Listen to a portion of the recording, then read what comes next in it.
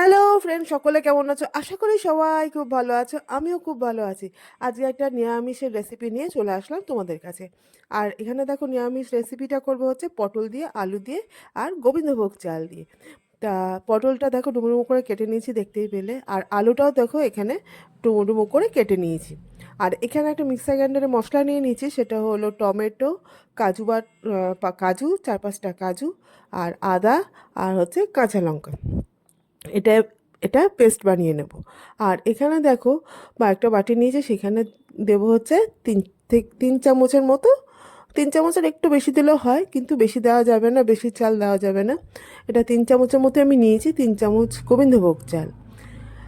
আর এই চালটা দেওয়ার নিয়ম আছে। এই চালটা নিয়ে ভালো করে ধুয়ে একটু জলে ভিজিয়ে রাখলাম। দেখো, আমি চালটা ধুয়ে নিয়েছি ভালো করে। তা যাই হোক, তারপর এখানেই যে মশলাটা নিয়েছিলাম, এই মশলাটা পেস্ট বানিয়ে নিলাম একটা।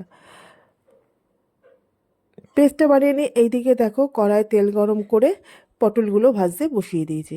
পটলগুলো এখানে আমি লাল লাল করে ভালো করে ভেজে নেব। তা দেখো, আমার এখানে পটলগুলো ভাজা হয়ে গেছে। আর এদিকে আলুটাও ভাজতে বসিয়ে দিয়েছি।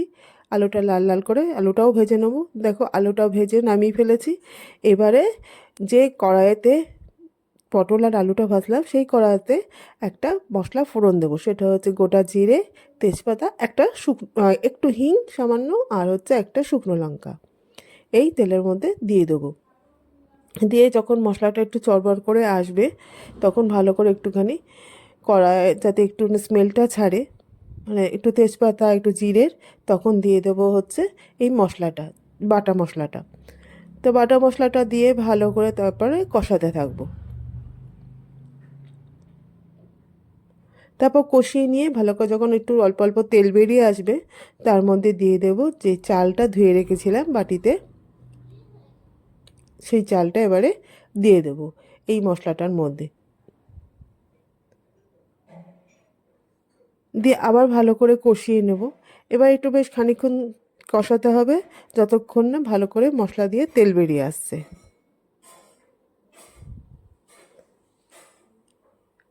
এটা কষাতে কষাতে এখানে দেখো আর একটা মশলা, রুটিং মশলা রেডি করে নিয়েছে। এটা হচ্ছে কাশ্মীর লাল লঙ্কার গুঁড়ো, নুন, ধনে জিরে গুঁড়ো, এটা ভাজা ধনে জিরে গুঁড়ো, তারপরে হচ্ছে হলুদ, আর সামান্য চিনি।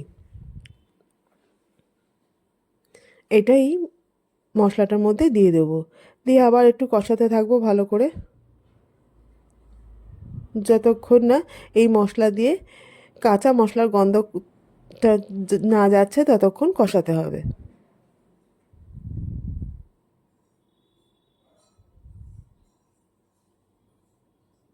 ভালো করে কষিয়ে নিয়ে ঢাকা চাপা দিয়ে দেব। এই দেখো, এখানে আমার ভালো করে তেল বেরিয়ে গেছে মশলা দিয়ে, মানে মশলাটা আমার ভালো করে কষানো হয়ে গেছে।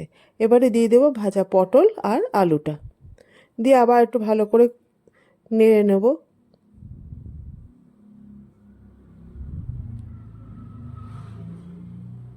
দিয়ে অল্প করে গরম জল দিয়ে এবারে আরেকবার ঢাকা চাপা দিয়ে রাখবো।